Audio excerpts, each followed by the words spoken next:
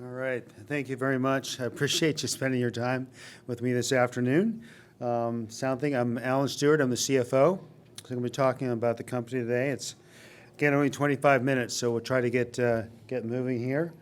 I do, of course, have to show you that we are going to be carrying and talking about some forward-looking statements. So, of course, you've all read these 100 times with other presentations, but if you do need to look at things, please look at all our SEC filings. We'll get you some more information. So Soundthinking, some of you may know the company. We went public in 2017. At that time, we were a one software product company. Since then, we've expanded quite a bit. We now have what we call the SafetySmart platform. In fact, we were originally called ShotSpotter was the name of the company.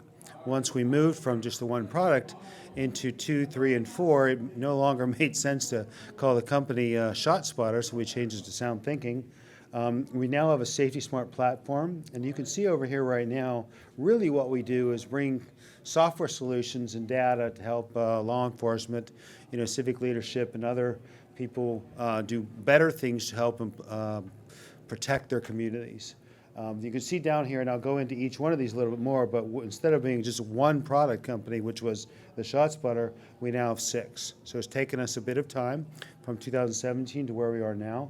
And if you look or you know about what's going on in the police agencies around the United States specifically, since the defund the police and COVID, they've had a lot of problems and challenges trying to keep the actual officers there. So a lot of them retiring and getting harder people to stay there. So starting to improve a little bit now. There's no longer a defund the police movement, but there's still a lot of law enforcement agencies that don't have the people they used to have. So what do they have to do? They have to use technology and software like what we provide to help them become more effective.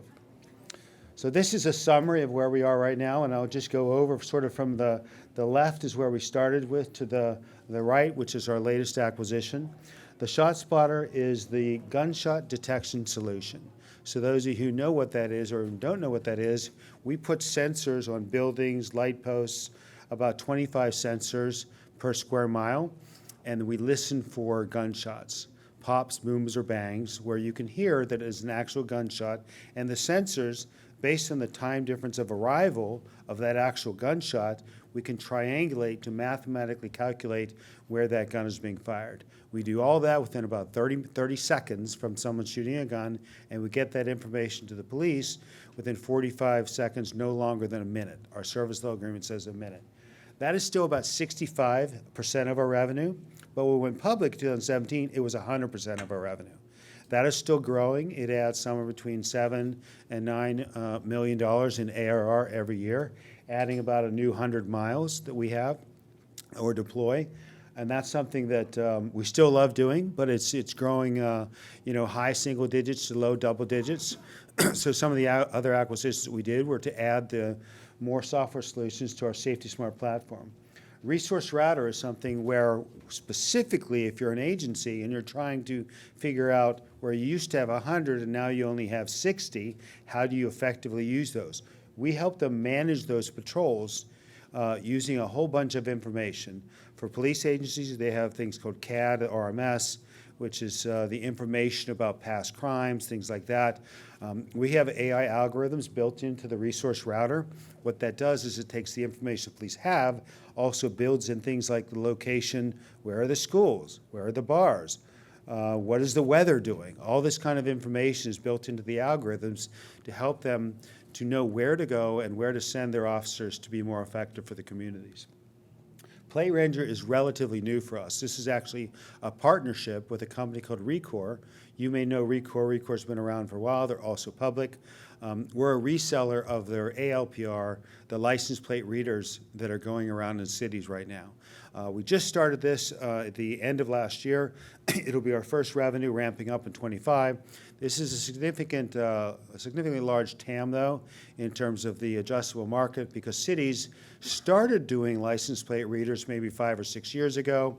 Now they're ready to replace those because the cameras in those, they've gotten so much better and improved. So a lot of cities are now improving those, replacing those license plate readers with new solutions. Rekor has produced and builds a very good one that we're now reselling. And cities are also going thinking, they used to be like maybe 15% of their city, now they want to cover like 40% of their city. So it's a lot of surveillance that's tied to some other things that we do that we're expecting to be a significant growth area for us going into 25 in the next couple of years. CaseBuilder was tied to an acquisition that we did in 2020. This is a company we now basically call it Technology Solutions Division. What they've done is they've done work for NYPD for decades from prior companies. This was called Leads when we acquired it in 2020. It's a solution that helps manage cases. You solve cases is what it does. So it's a case management solution. We just got a very large contract with Department of Correction. That you may know it's Rikers Island near here, where we're going there. It was sole sourced to us. No one else even competed for it because of what we have done for NYPD over the last decade. And that is a 6-year contract, it's over $18 million, but it's an example of one of the first things that we're doing with a case management solution. We're excited about that. There's a lot of things you can do over the years. It doesn't even have to be, police agencies or even prisons like this. It can be, trucking companies, insurance companies, they all have to manage cases. So we're not technically not going over verticals like that right now, but it's a potential for us in terms of growth. CrimeTracer is basically a platform. It's a database. There are some, competition out there. This would be like LexisNexis, that other database. FBI has a database that they put out as well. DHS has a database. This is information that has over 1 billion actual data records that we go to agencies and we share them. So if you're going into I'll just pick a city, Atlanta, and you've got a lot of communities around Atlanta. You might have Atlanta signing up for a contract, and then 4 or 5 of their local agencies might all share the information. So CrimeTracer is behind what's called CJIC. It's Criminal Justice Investigative Service. I can't even get in. I can't get in the database, but if you went in there and said, tell me about Alan Stewart, it would say Alan's been married to Jennifer for 36 years. They live here. They have 2 kids that live over here and here.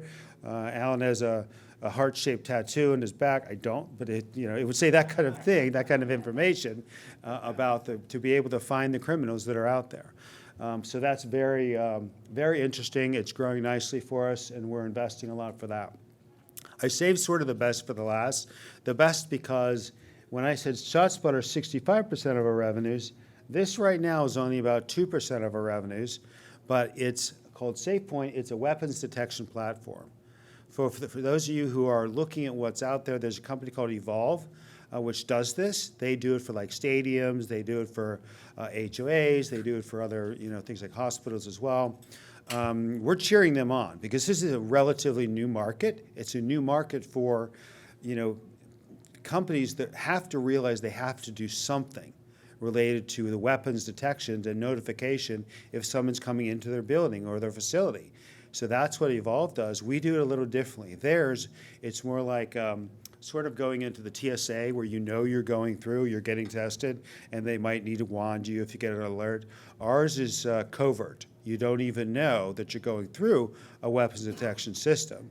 And there's a camera that also shows so that when we get an alert, based on the magnetic movement of that gun that they're bringing in, we send that alert to the customer, and then they have to get a picture with a camera, and then they can go search that person. So, but people are walking through this between what we call the bollards, and I'll show you a picture of those when we get there.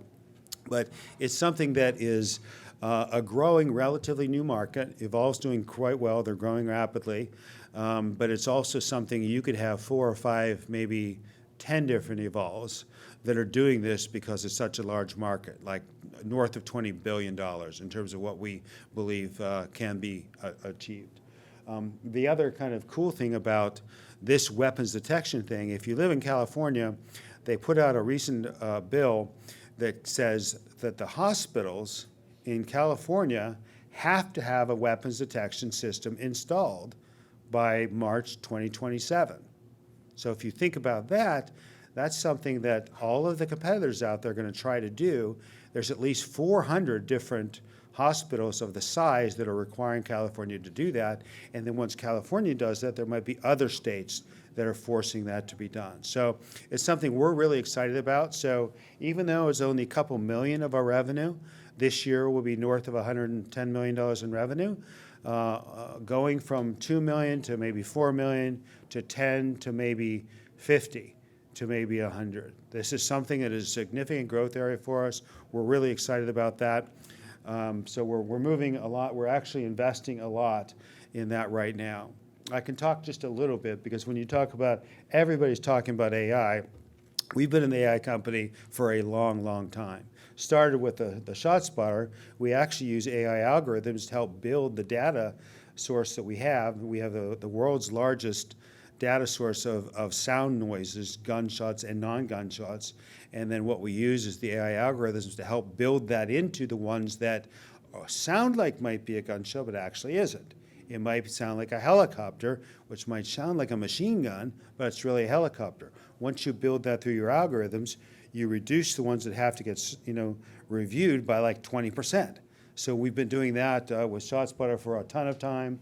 I already mentioned about in the ResourceRouter, where we're adding a lot of AI.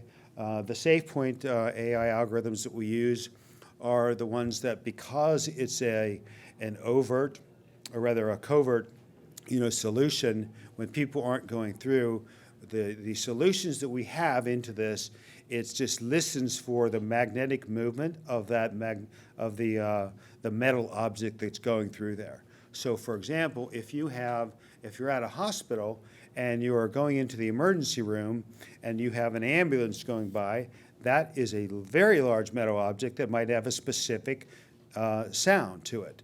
If they're going through the emergency room and they have metal doors that open like this, those might be scratching in the bottom and it's a metal sound.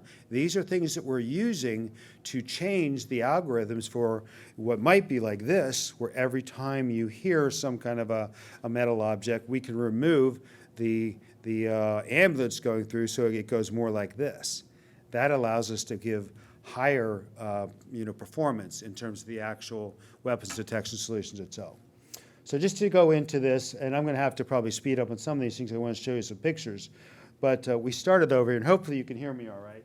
We started over here with just the gunshot detection solution and about a $1.5 billion TAM. That's small enough that most companies don't want to try to compete with you. And at that point, there we go. Thank you. So we really have no competition in the gunshot detection solution. There are a couple companies out there that are trying to do it, that say they do it. Most of them, we don't lose business to them. We hardly ever see them in an RFP, but that is something that was relatively small but has grown. Then you add some of the other solutions, the investigative, search, the case management, the patrol management, that added another, a certain amount to the TAM. Then when you start adding the license plate readers, that's about $2.5 billion TAM by itself. Now, there's some competition in some of these, so it's not like the ShotSpotter where there is no real competition. The other ones, we just have to make sure that we have a better solution for the solutions that are needed. And then the largest one is the last one I've been talking about with the SafePointe. That's about a $20 billion for weapons detection, so 10 times where we were, but in terms of the potential revenue growth, it is significant. That's one of the reasons we're really more excited about that than some of the others. And we're also investing significantly in the AI algorithms we're building.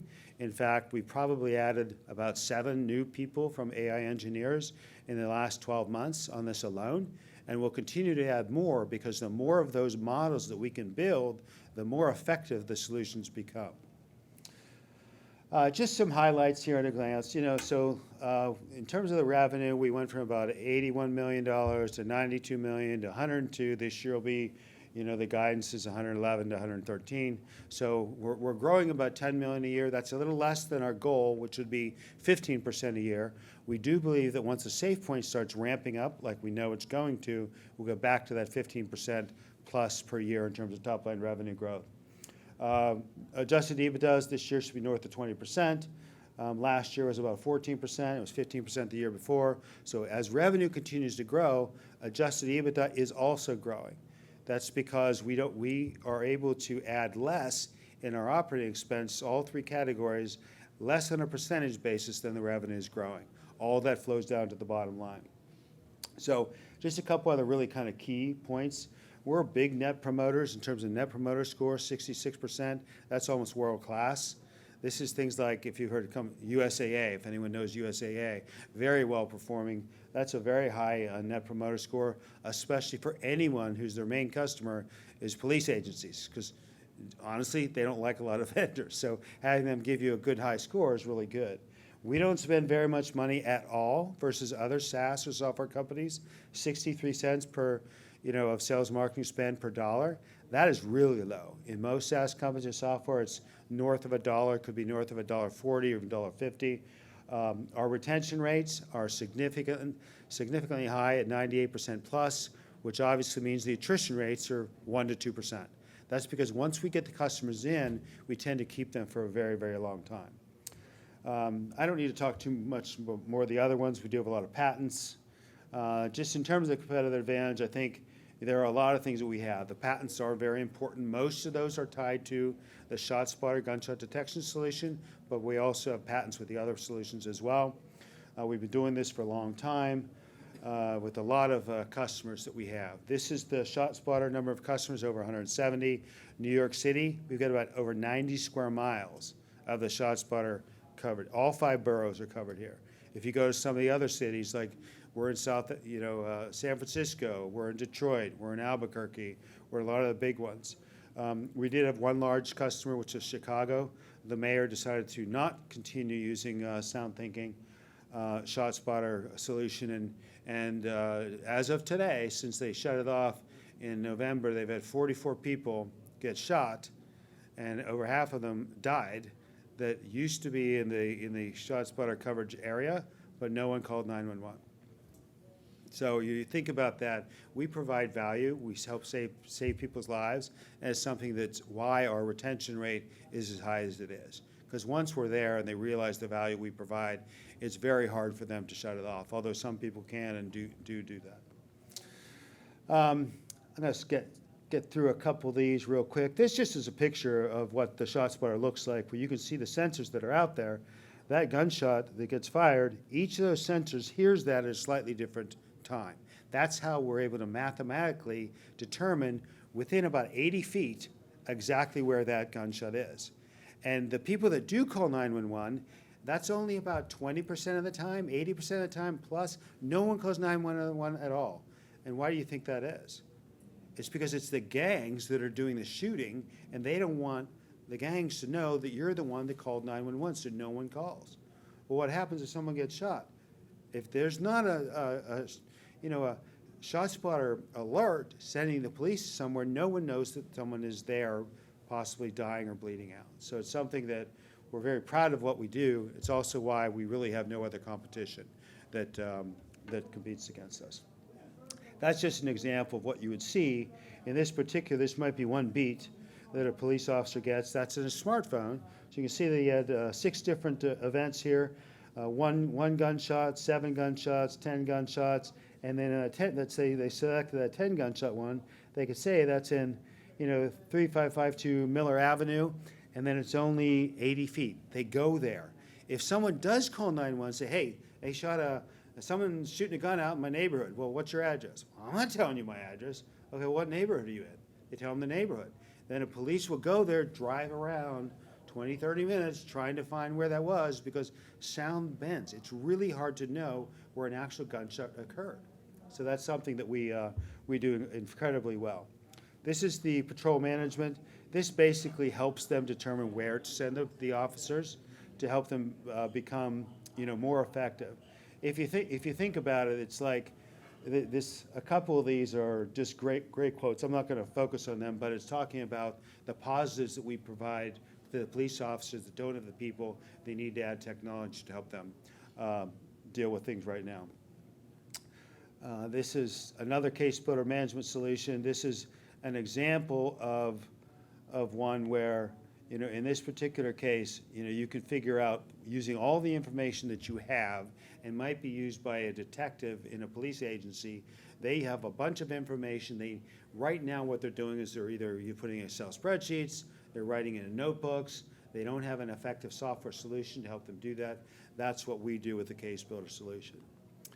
CrimeTracer is the data as well. This is actually a pretty interesting one. I'm kind of running out of time, but in Oakland, in California, a former officer who'd retired was going to a gas station, and 3 people came up to try to rob him, and were shooting him. He ended up with like 21 bullet holes. He shot one of them. 2 people got away.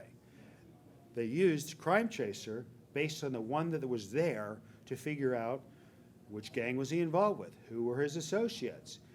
Then they ended up finding the other 2 people. I think one was in Berkeley and one was down in Houston. Using CrimeTracer, after ShotSpotter, got the police there to save the guy's life. So it's like 2 different solutions used in that one particular case.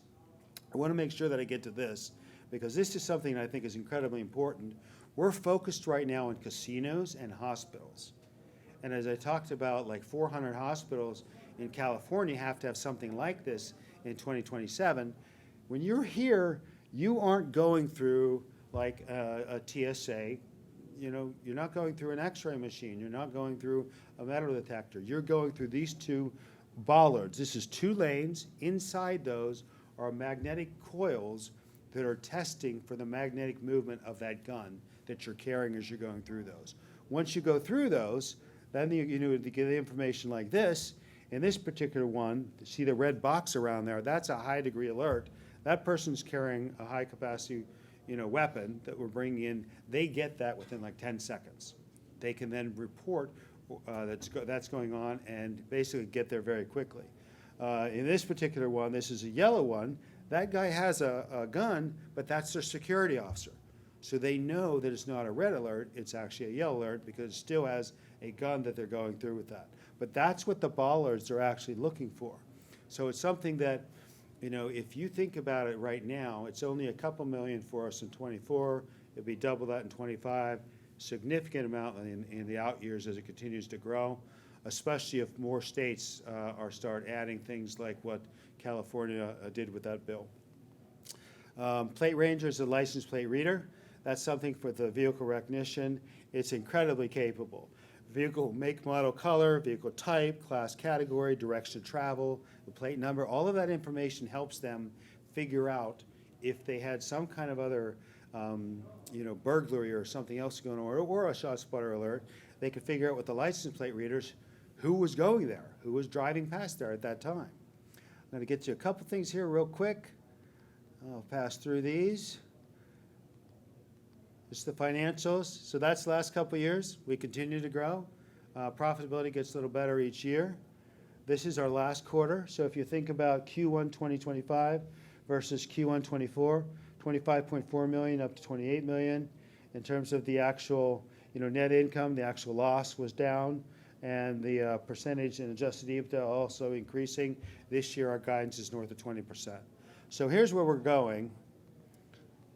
We're ultimately going to have a longer-term model, about 15% plus in terms of the revenue growth. That's primarily going to be related to SafePointe. The gross margins are right now about 60%. We know that we can get them to 70% because as we continue to build the solutions, some of the actual costs of the cost of goods sold get reduced. So the gross margin also improves. The other reason for that is we're expanding significantly internationally. And internationally, specifically for the ShotSpotter, we charge 3.5 to 4 times as much per mile. So $70,000 a year here might be $200,000 a year in Brazil or South Africa or Bahamas. These are some of the other international locations we're at. All of that helps gross margin go up. All of that helps our adjusted EBITDA go up. Because again, our OpEx does not have to grow near as fast as our revenue is growing. So we know that within the next 4 years or so, we'll be at 40% or plus of adjusted EBITDA as well. So I have 1 whole minute left for Q&A in case there's other questions. Or I can go back to any of the slides if you wanted to see any of those specifically. Yes, sir. Yeah, I'm sorry. On ShotSpotter, 65% of your revenues. What is, I assume you've flatlined growth there in the U.S., or what's your kind of market share penetration rate? Yeah, it's a great question. So at ShotSpotter, we're in about 170 cities. There's about 800 cities that have 4 or more homicides per year. So we know that we're really only like the top of the third inning, if you're a baseball fan, in terms of domestically. We're also expanding, though, so a long way to go in the U.S., but we're also expanding internationally. Brazil, we're going live in Brazil this quarter for the first time. Is your contract, sorry, I'm a kind of a free, I like to interact. Sure. In Brazil, is it with the federal government or which of the states is your contract with? And what's the length of these contracts? Yeah, it's a city right now. Niterói is the first one in Brazil. What's it called? Niterói. It'd be near São Paulo. Okay. Okay, so not too far from that. And what we know about Brazil is there's probably 100 different cities that have gun violence, like St. Louis and Chicago. Yeah. And you get one, some of the other cities start doing the same thing that the good cities were doing. We're really excited about that. And that's not even SafePointe. That is back to the original ShotSpotter. So that's interesting. Is that your first client there? We were in Brazil about 12 years ago with the first version of the ShotSpotter, but that was something where we charged about $1 million for a month. You're charging in US dollars, I assume. We are charging in US dollars. It's about $600,000 for 10 kilometers. So it's closer to $200,000 per square mile versus $70,000 per square mile here in the US. It's about 3 times. And your contribution margin generally on ShotSpotter in the US is around? Even if someone canceled in year 1, we would make money because it costs us less than $70,000 to completely deploy it. Year 2, 3, 4, 5, it's already deployed. Right. We don't have to pretty much do anything, pay AT&T and Verizon for the actual. So it must post after year 1. Close to north of 90%. Right. That's why we generate, as a company, we generate a ton of cash. I acquired all of those companies. I have $4 million in cash, in debt that I could pay off today if I wanted to. Yeah, that's what I was getting to. You're probably generating a lot of cash from ShotSpotter that you're utilizing to try to grow some of the other products. Absolutely. We generated $16 million in free cash flow last year. This year will be north of 20. That's generally or from ShotSpotter itself? That was primarily from ShotSpotter because we're still investing in some of the other ones. Right. Yeah. Great question. I think I'm probably out, huh? Well, thank you so much, Alan. Thank you, guys. We appreciate it. Thank you very much. All right. Thank you for the question.